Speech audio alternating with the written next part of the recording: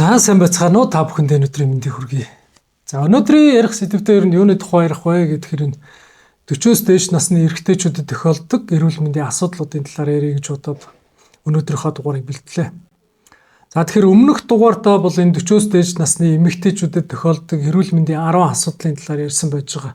40-оос дээш насыг бол ерөөсөө энэ хөгшөж гэнэ, хөгшин нас болж гэнэ гэж огтхонч хэлэхгүй байгаа. Гэсэн ч гэсэн энэ 20-30 настай харьцуулалтгүйгээр энэ 40-оос дээш наснд тодорхой хэмжээний бие махбодод өөрчлөлтүүд орж эхэлж идэг байна. Тэгэхээр ямар өөрчлөлтүүд орж эхэлж идэг вэ? Тэгээд ямар архаг өвчний өрдөл үе шат энэ дээрээс эхлээд тавигдж идэг вэ гэдэг талаар ерөнхийдөө өнөөдрийнхөө дугаарт ярих нэ. Анханд нь бол ер нь энэ 40-оос дээш насны эрэгтэйчүүдэд цусны даралт ихсэх гэдэг өвчлөл бол маш их болж байгаа. За энэ шинж тэмдэг мэдэгддэг, шинж тэмдэг мэдэгдэхгүйгээр бас цусны даралт ихсэх иймэрхүү шалтгаанууд бас зөндөө байж идэг. За сүүлийн үед энэ фэйсбүүкээр, интернетээр эрүүл сайхан явж байгаа залуучууд гинт одоо даралт тарваад гэдэг юм уу одоо таал болчихжээ, нас орчлоо гэдэг мэдээнүүд одоо янз янзаар зөндөө л гарч ирэх юм. За тэгэхээр энэний цаад шалтгаан бол ерөөсөө л энэ цусны даралт ихсэх, эсвэл зүрхний шигдээс гэдэг ийм асуудлууд байж идэг. Ер нь бол манай монголчууд донд одоо даралт ихсэх, цусны даралт ихсэх, энэс улбаатай цусны даралт харвах гэдэг иймэрхүү нас оролтын шалтгаанууд бол ерөөсөө манай Монголын нас оролтын хамгийн тэргүүлэх шалтгаануудын нэг болцсон явж байгаа шүү дээ. Тэгэхээр энэний өрдөл үе шат бол ерөөсөө энэ 40-оос дээш наснд бол тавигдж эхэлж байдаг шүү. Даалангуяа манай Монгол эрчүүдэд. Яагаад энэ Монгол эрчүүдэд 40-оос дээш насны эрчүүдэд их байгаад байна вэ гэхээр эрчүүд маань ер нь төдийлөн эрүүл мэндэд анхаардаггүй. За зарим нэг шинж тэмдэг илэржсэн ч гэсэн энийг л тоохгүй яваад идэг. За тэгээд жилдээ нэг удаа ингээд эрүүл мэндийн үзлэгт орохгүй, урьдчилсан үзлэг онцлогоонд орохгүй, эрүүл мэндэд анхаарахгүй, ингэж явсаар нөгөө даралт ихсэх шалтгаан шинж тэмдгүүдийг мэдэхгүй, танихгүй, тоохгүй явсаар байгаад даралт харвах гэдэг иймэрхүү хүнд байдалд өртөж идэг шүү. Тэгэхээр энийг анхаарж байгаарай. За зарим тохиолдолд толгой оройгоор халуун өргөх, шилэн хүзүү хөшөх, нүд бүрэлзэх гэдэг иймэрхүү шинж тэмдгээр даралт ихсэх шинж тэмдэг илэрж идэг ч гэсэн зарим тохиолдолд огт шинж тэмдэггүйгээр даралт ихсэх шалтгаанууд ч гэсэн байж идэг. За тэгээд энэ юунаас болоод байдаг вэ гэхээр энэ хөдөлгөөний дутагдал, өөх тостой хоолны хэрэглээ, тодорхой цагт хооллохгүй байх, тэгээд стресс, бухимдал, нойрны дутагдалч гэдэг юм уу, амьдралын хэв маяг алдагдах гэх зөндөө олон шалтгаануудаас болоод энэ 40-оос дээш насны эрчүүдэд маань энэ цусны даралт ихсэх гэдэг асуудал бол нийтлэг их болж шүү. Тэрнийг бас анхаарч байгаарай. Гадуур ингээл явж хахад 40-оос дээш насны эрчүүд маань ерөнхийдөө л нэг том гидстэй, нэг цүтгэр, өөх тос ихтэй л нэг тарган жинтэй, илүүдэл жинтэй ийм л хүмүүс л харагдаад байдаг шүү дээ. Энэнийг чинь дагаад ингээд цусны даралт ихсэх гэдэг өвчлөлийн шалтгаан бас явж идэг шүү. Тэгэхээр энийг бол нэг номерт бол анхаарч байгаарай. Энэ хоёрт нь бол энэ цусан дах сахарын хэмжээ ихсэх гэдэг ийм байдал бол 40-оос дээш насны эрчүүдэд маань бол нийтлэг их болж байна. Тэгэхээр ер нь бол энэ манай Монгол эрчүүд энэ 20-30 наснда ингээл идэвхтэй хөдөлгөөн хийдэг. За хүүхэд ахуйд идэвхтэй дасгал хөдөлгөөн хийдэг байсан, ийм байсан бол идэвхтэй хөдөлгөөнтэй байсан бол 40-оос дээш наснда ер нь байнга л ингээл нэг суугаа байдалтай, идэвхтэй хөдөлгөөн байхгүй. Жолооны ард удаан суусан, гэртээ ирээд удаан хугацаагаар суусан, буудан дээр ингээл суусан, тиймэрхүү байдалтай л болцсон байж идэг. За тэгэл бүтэн өдрийн турш ингээл ажил хийж гадуур үлсэж явж байгаа л орой маш их тостой, өөх тос ихтэй хоол идэж удаг. Тэгэл хоол идэж уучаал хөдөлгөөн хийхгүй ингээд шууд унтаад өгдөг. Ийм байдлаас болоод энэ бодисын солилцоо алдагдаж эхэлдэг. Хоол боловсруулах хэрэгтний үйл ажиллагаа алдагдана. Дээрээс нь бодисын солилцоо алдагдаад ирэхээр цусан дах сахарын хэмжээ бол ихсдэг шүү.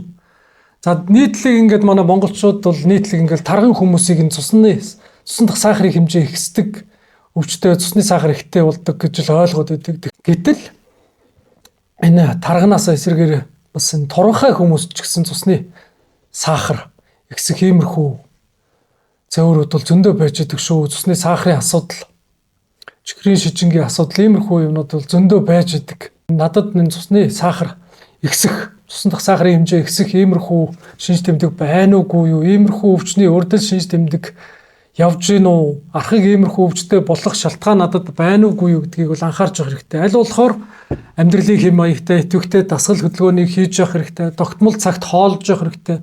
Аль болохоор шингэхэд хялбар амар хоол ундыг идж ууж явах хэрэгтэй. Тэгэхээр иймэрхүү байж чадах юм бол амьдралын хэм маяг зөв байж чадах юм бол цусан дахь сахарын хэмжээнээс бас ихсэхээс бас ангижирч чаддаймаа гэж хэлэх гээд байгаа. Тэгэл цусан дахь сахарын хэмжээ ихсхийн гол шинж тэмдгүүд бол ерөөсөө энэ ядарч сулдах, ойр ойрхон ам ихээр цангах, ойр ойрхон шээх, хараа муудах, нүд бүрлцэх, шилэн хүзүү хөших. Тэгэл арьсны өнгө харлах ч гэдэг иймэрхүү шинж тэмдгүүд бас илэрж байдаг. Эднийг бас байна уугүй юу гэдгийг бас өөртөө анхаарч байгаарай. За дараачих нь нэг эрүүл мэндийн асуудал бол энэ хэвлийн таргалалт, хэвлийн өөхлөлт гэж. Манай Монгол эрчүүдүүд бол нийтлэг одоо гадуур явж байгаа эрчүүдүүд бол нийтлэг ажиглагдж байгаа. Одоо ер нь нэг цондгор эзтэй л эрчүүд маш их болцсон байгаа. Нийтлэг л 40-оос дээш насны эрчүүд байна. Ийм болцсон байж идэг. Энэний цаад шалтгаан бол ерөөсөө л энэ удаан хугацаагаар байнгын суугаа ажил хийж байна. Дээрээс нь хөдөлгөөний дутагдaltaй байна. Бодисын солилцоо, хоол уусруулах хэрэгтний үйл ажиллагаа алдагдсан байна. Байнгын амтлаг амттай, тос ихтэй, шарсан хуурсан хоол идэж ууж байна. Эннээсээ болж байна. Тэгэхээр энэ байдлаасаа болоод ерөнхийдөө хэвлийн өөхлөлт, илгэний өөхлөлт бол маш их болцсон байж идэг. Энэ байдал цаашдаа юунд хүрэх вэ гэхээр зүрх судасны үйл ажиллагааны хямралд хүрэж идэг. Зүрх судасны үйл ажиллагаа алдагдана. Цусан дахь холестерины хэмжээ ихснэ.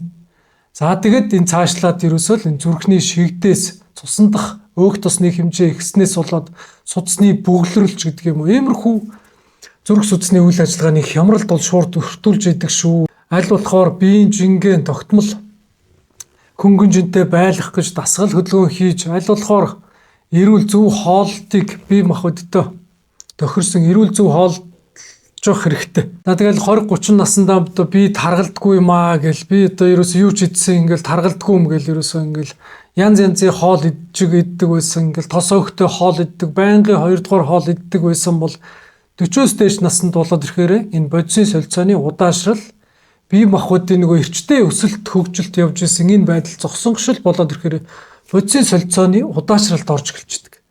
Тэгтэл 20-30 наснда иддэг байсан хоол шиг ингээл 40-оос дээш наснда идээд байх юм бол тэр хэмжээгээр л бие илүүдэл өөх хөрөнгөлөгдөж идэг.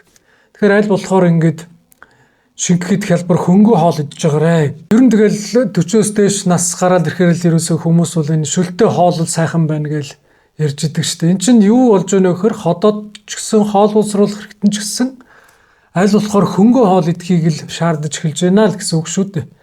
Тэгтэл нөгөө тос өөхтэй хоол идчихэл баахан чансан мах, шарсан хуурсан хоолунд идчихэл унтаад өгдөг ийм байдал лиг аль болохоор засаж эрүүл зөв хооллох хэрэгтэй.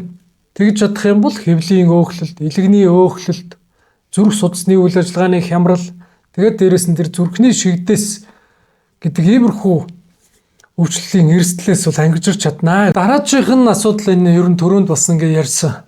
Энэ зүрх судасны үйл ажиллагааны хямрал, зүрх судасны үйл ажиллагааны асуудал. Тэр 40-оос дээш насны эрчүүдэд бол ерөнхийдөө энэ зүрх судасны үйл ажиллагааны хямрал бол нийтлэг бол явж идэг шүү. Ялангуяа энэ 40-оос дээш насны эрэгтэйчүүдийн нас оролтын үндсэн голлох шалтгаан бол ерөөсөө энэ зүрхний шигдээсээр нас орж байгаа иймэрхүү талууд бол маш их үйждэг. Тэгээ энэс болол одоо эрэгтэйчүүдийн дундаж наслалт бол одоо маш бага хэмжээнд хүрчээд байна шүү дээ. Одоо эмэгтэйчүүдээсээ бараг 10 насаар зөрүүтэй бага насалж байна. Эмэгтэйчүүдийн дундаж наслалт нэг 77, 78 байна. Гэтэл эрчүүдийн маань дундаж наслалт, Монгол эрчүүдийн маань дундаж наслалт бол энэ 67, 68 л байж шүү дээ. Энэний цаад шалтгаан бол ерөөсөө л энэ хэвлийн өөхлөлт, таргалалт, тогтмол дасгал хөдөлгөөн хийдгүү, цусан дахь сахарын хэмжээ, цусан дахь өөх тосны хэмжээ ихсэнтэй холбоотой энэ зүрхний шигдээсээр нас орж байгаа асуудал бол маш их байдаг шүү. Зүрхээр нь өвдөхгүй байна, цээжээр нь хатгуулж өвдөхгүй байна, зүрх дэлсэхгүй байна гэл ингээл тоохгүй яваад идэг. Гэтэл ерөөсөө цаад далд шалтгаандаа бол энэ зүрхний шигдээс, зүрхний цус хангамжийн дутагдал, зүрх судасны үйл ажиллагааны хямралд бол өртөөд эхэлсэн байждаг. Энэ тэгэл дамжирсаар хүнд шатандаа ороод эхлэхээр шинж тэмдэг нь мэдэгдэж эхэлдэг. Тэгэл гинт нэг өдөр нас орох таалал болох иймэрхүү эрсдэлт хүчин зүйл рүү орж идэг шүү. Тийм учраас энэ 40-оос дээш насны эрчүүд маань энийг заавал анхаарч эрүүл мэндийн үзлэгт орж байгаарай. Надад иймэрхүү шалтгаанууд байгаад байгаа юм биш үстэй. Би байнгын суугаа ажил хийдэг шүү дээ. Аль болохоор эрүүл мэндэд анхаарч дасгал хөдөлгөөн хийжээ, өдөртөө тогтмол алхажээ, 7 хоногтой ядаж 2-3 удаа эрчтэй дасгал хөдөлгөөн хийжээ гэдэг иймэрхүү амьдралын зөв хэм маягийг амьдралдаа бий болгож явах хэрэгтэй гэж зөвлөх гээд байгаа юм. Дараачих нэг асуудал бол энэ 40-оос дээш насны эрчүүдэд маань энэ төрүү булчирхааны үйл ажиллагааны хямрал бол маш их болоод байна. За ер нь дийлэхтэй л надад ирж үзүүлж байгаа эрчүүдийн, эрэгтэйчүүдийн ер нь энэ нуруугаар нь өвдөж байна, бөөрөөр нь өвдөж байна гэл зөвөр хэлэл ирж байгаа хүмүүст үзэхэд бол нийтлэг л энэ төрүү булчирхааны томрол, төрүү булчирхааны үйл ажиллагааны алдагдал өртцөн явж идэг. Шөндөө ойр ойрхон шээдэг, шээсний дараа дутуу шээс юм шиг санагддаг. Иймэрхүү зөвөртэй эрчүүд бол маш их болцсон байж байгаа. Даа тэгэл шээх үедээ дүлүүлж шээдэг, шээс нь дасалддаг. Одоо шээс нь маш бага одоо тусгэн шээдэг. Иймэрхүү зөвөрөлтэй эрчүүд бол зөндөө болцсон байж идэг шүү дээ. Хүмүүс энийг бол анзаарахгүй, тоохгүй л яваад идэг. Нурууны өвдөлт, бөөрийн өвдөлт, бөөр өвдөж гин гэж яваад идэг. Цаад шалтгаандаа бол дамжирсан, хавсарсан энэ төрүү булчирхааны үйл ажиллагааны хямралд өртцөн явж идэг шүү.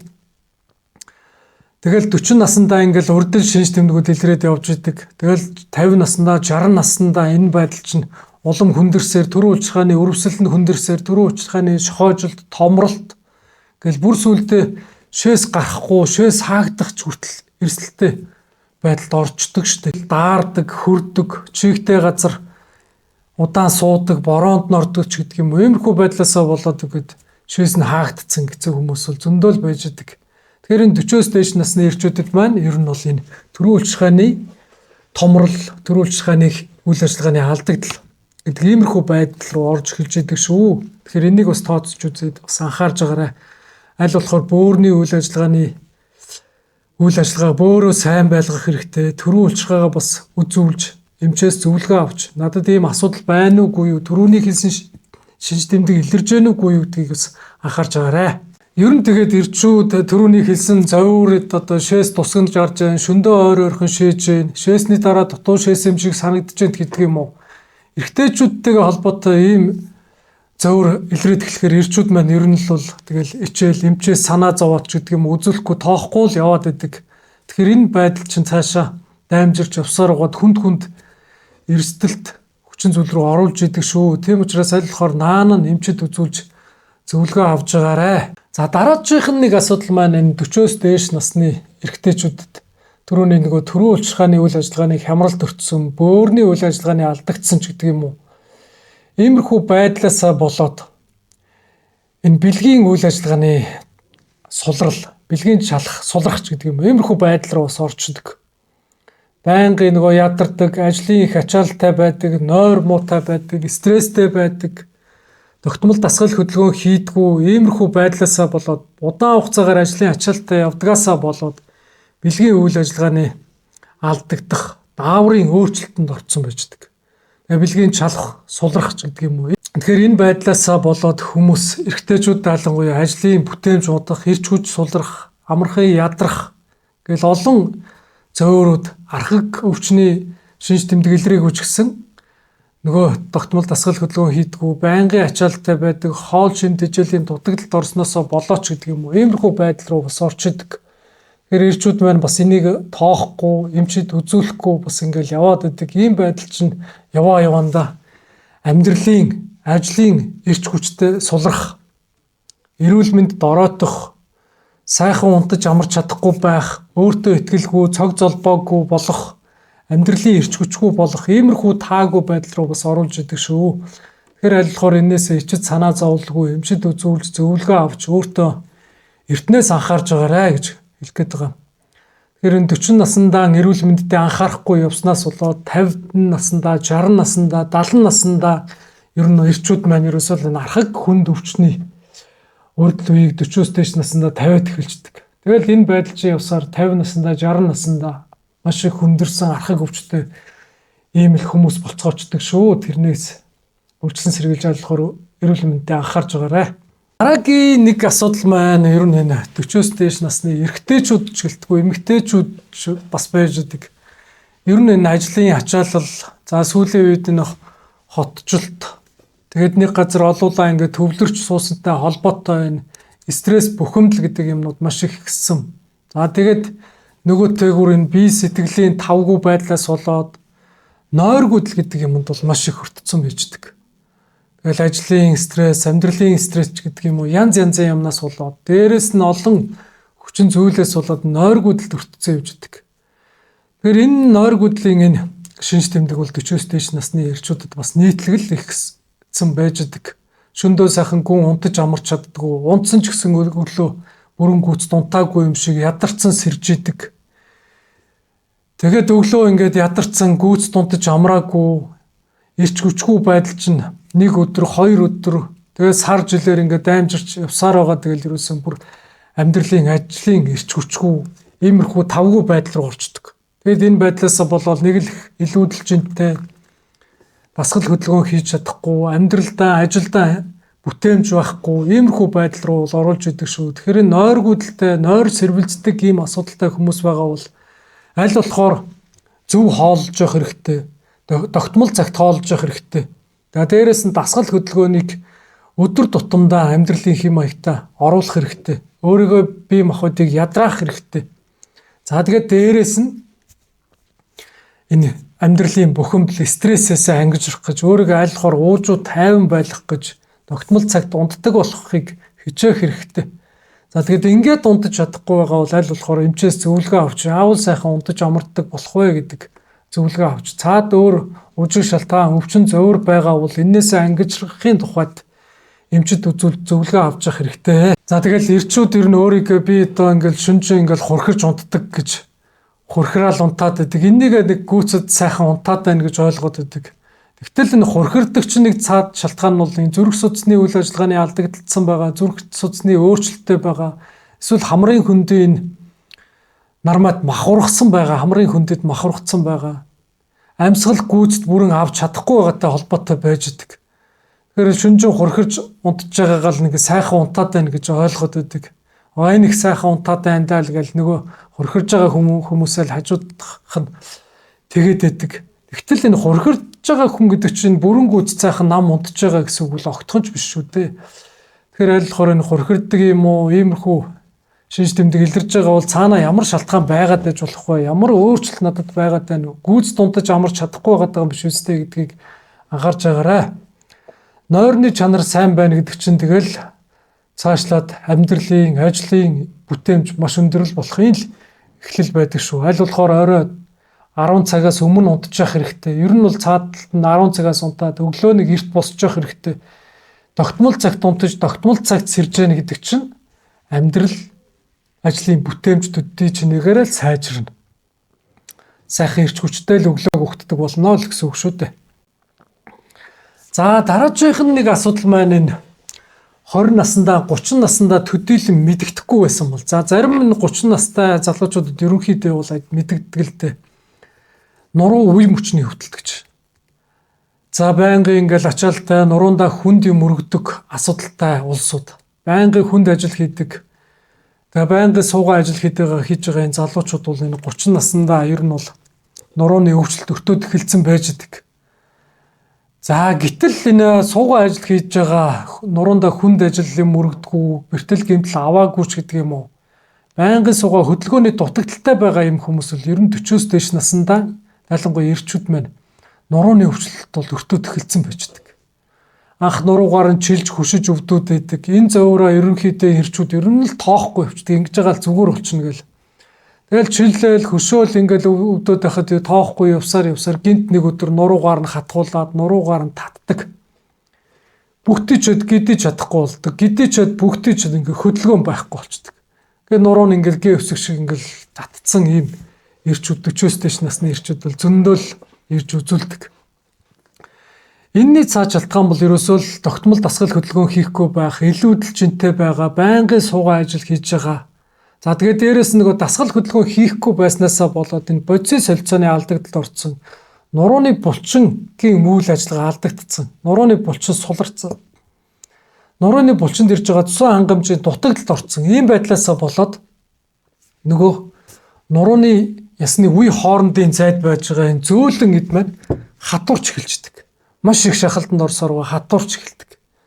Тэгээ энэ хатуурсан зөөлөн эд гинт хүчтэй хөдөлдөг. Тэгэхээр энэ язрал урагдал аваад эхэлждэг.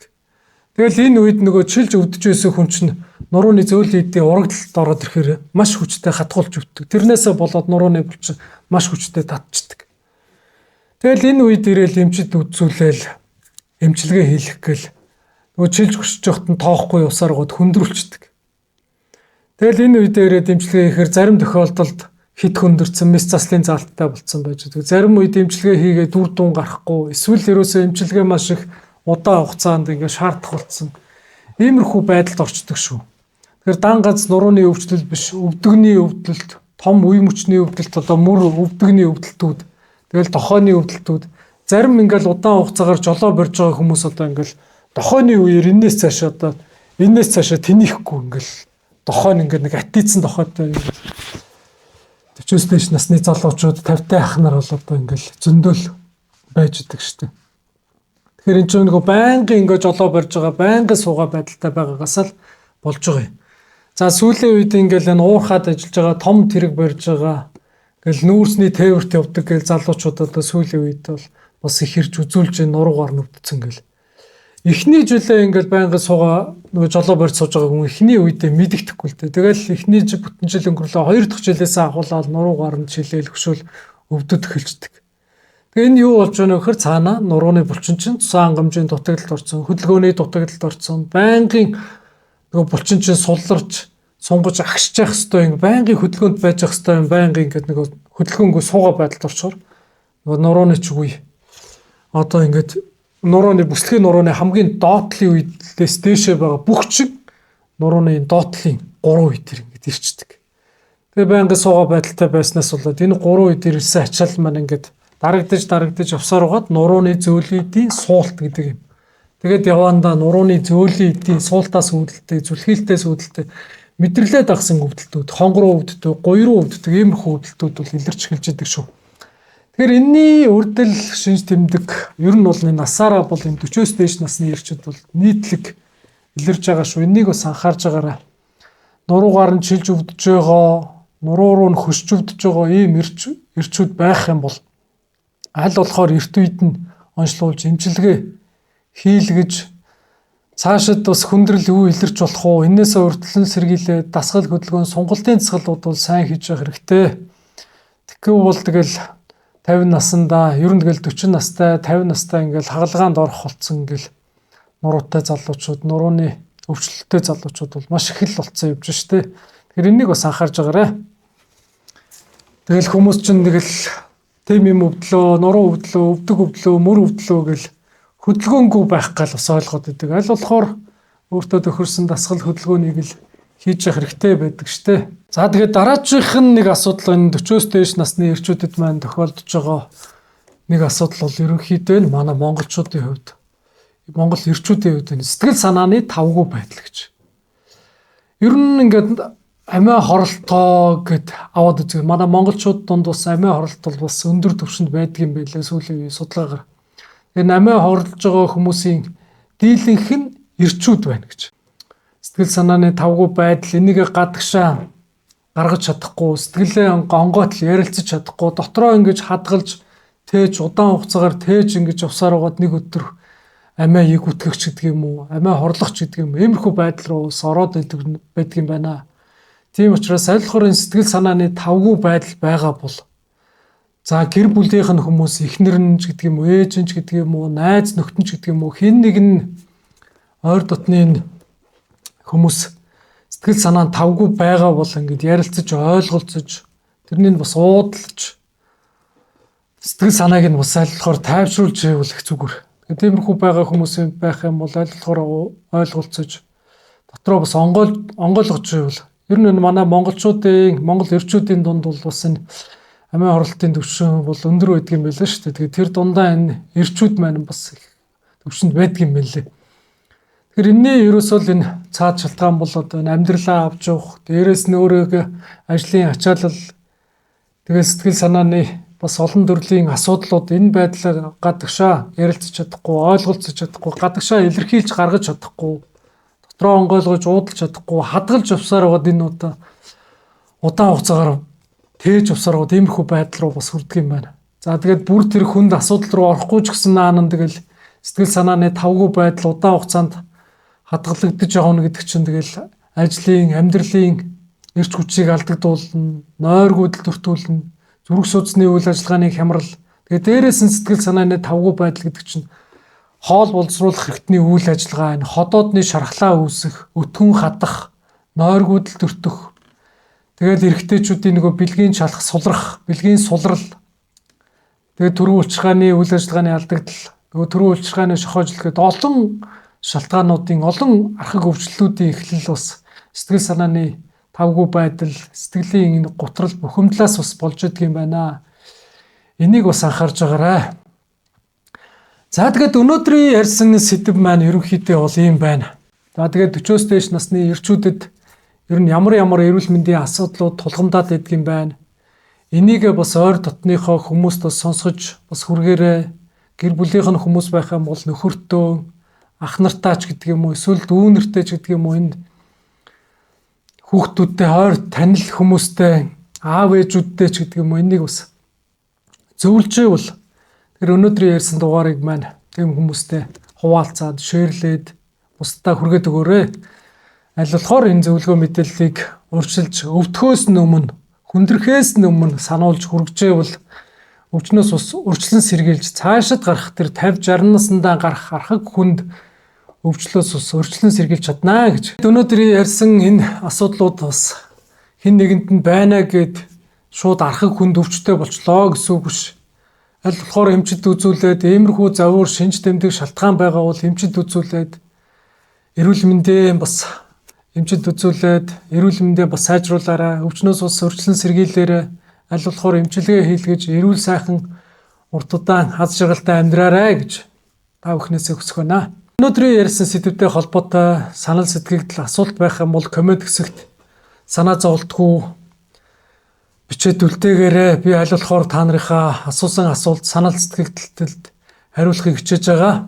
За тэгээд дараагийнхаа дугаартаа та бүхнийхээ асуусан асуултанд бас хариулахыг хичээх болно. За тэгээд тодорхой хэмжээнд шүүмж байсан ч гэсэн би хүлээж авч байгаа шүү гэдгийг хэлэхэд татай байна. За тэгээд анхаарал тавьсан та бүхэндээ баярлалаа.